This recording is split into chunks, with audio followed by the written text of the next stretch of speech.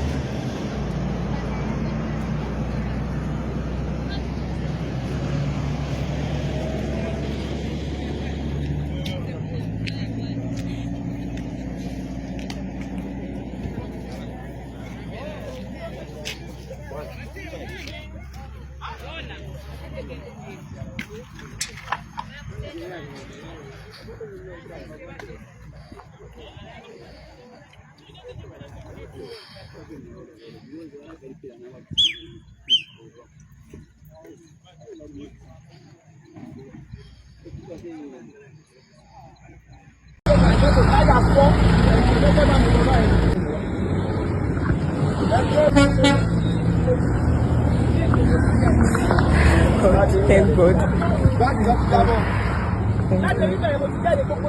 Thank God. I should get tired of seeing. Oh, Check it,